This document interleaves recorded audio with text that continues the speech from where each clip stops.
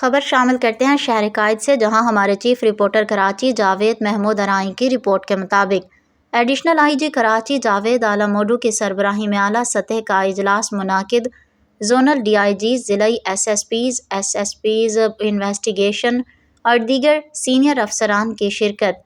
تینوں zonal D I جیز نے اپنے زونل کی کارکردگی سے متعلق کراچی پولیس چیف کو بریفنگ دی۔ اجلاس میں جرائم اور امن و امان کی موجودہ صورتحال کے حوالے سے تفصیلی جائزہ لیا گیا۔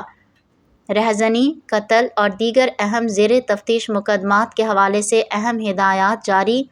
پولیس چیف نے شہر میں کرائم کے سدباب کے لیے جامع حکمت عملی تیار کرنے اور جرائم پیشہ عناصر کے خلاف ترجیحی بنیادوں پر پولیس کارروائیوں میں تیزی لانے کے احکامات جاری۔